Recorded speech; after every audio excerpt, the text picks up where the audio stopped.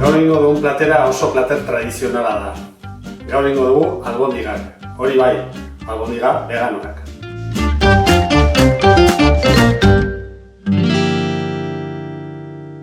Lehenengo egingo dugun izango da erregosi albondien barazkiak. Hortarako daukagu azen orilloa, piper gorria eta apioa.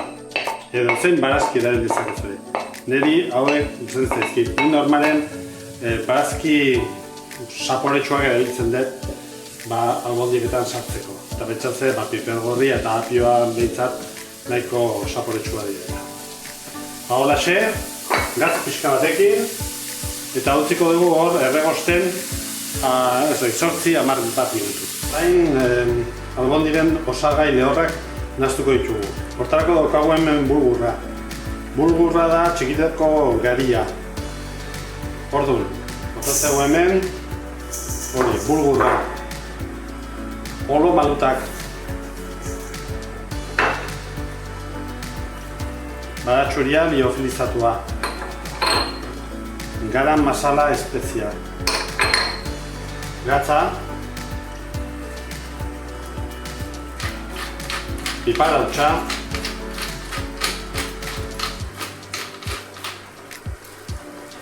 Eta azkenik glutena. Eta hau dena ondo nahaztuko dugu. Oso garrantzitsua da ondo nahaztea. Bueno, eta izango dugu, busti behar dugu. Zerrekin bustiko dugu? Urarekin, daukagu ura irekiten jarriko dugula eta zapore pixka gehiago botatzeko daukagu soja saltsa bat. Parte bat botako dugu hor.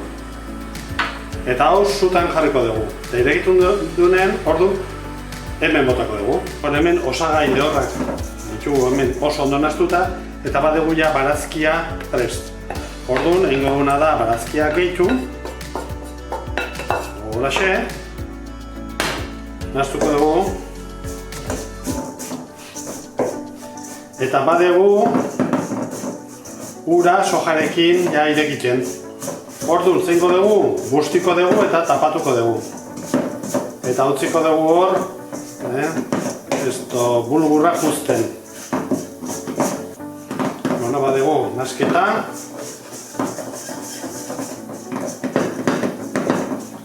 Eta horan, egingo duguna da, busti. Hemen daukagu ja ura eta soja eta gainetikan botako dugu dena eta tapatuko dugu. Eta utziko dugu hemen 10 minutu juzten. Bueno, hemen daukagu ja masa erreposatu dugu eta ja egingo dugu albondigak osatu. Hortarako, ekin ditugu bola batzuk, holaxe.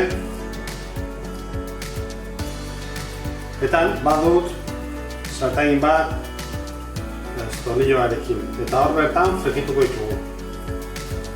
Fritu ondoren, lapiko batera aterako ditugu. Albondigak frekitzen botako dugu. Labean ere egin daitezke, tanta bat tornillo gainen, eta plaka baten sartuta, frekitzen baituzu azkara barra. Eta ondo frekitzen baituzu ez dute hainbeste gantza hartzen.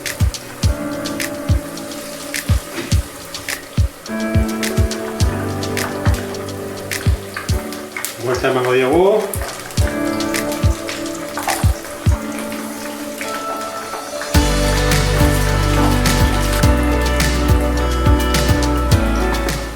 Ondo frekitzen utziko dugu. Barrutikan ondo egiteko. Eta gero saltsarekin utziko ditugu, baino ez denbora gehiago. Bestela desegin daitezke.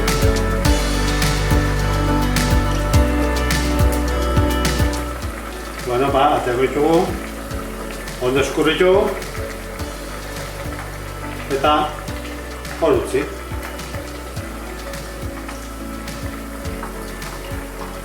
Eta gainontzekoak frituko ditugu. Holaxe. Genestrolio pixka bat. Eta beti bezala, baratxuria.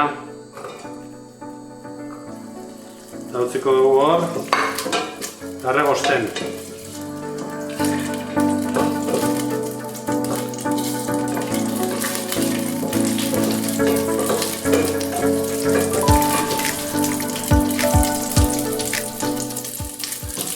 Erregosten hasten denen, gehituko dugu tipula eta utziko dugu hor, ez dakit, 8 minutu eta utziko dugu kolorea hartzen. Horrela gero saltza kolore sakondua edukiko dugu.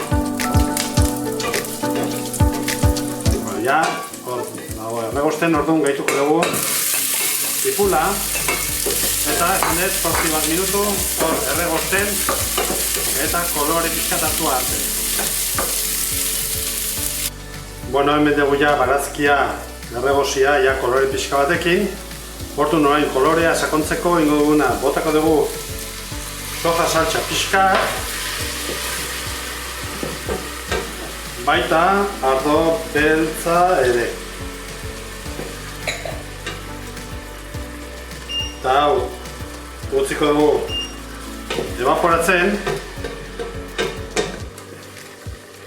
Eta gero ura edo barazki saltxarekin, saldarekin bustiko dugu.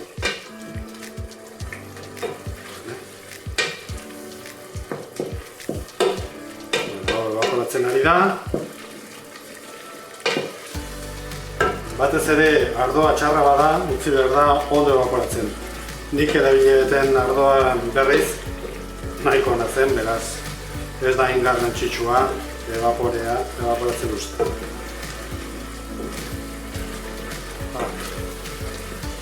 Bueno, ja ebaporatzen ari da.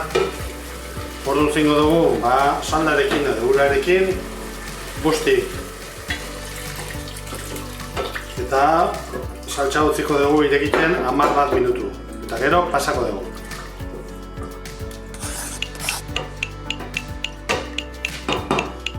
Badugu saltza. Orduan nahi txikituko dugu.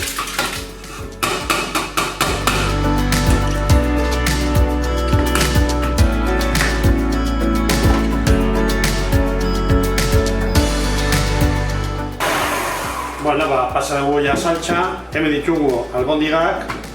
Eta orduan egin duguna da saltza etikan bota.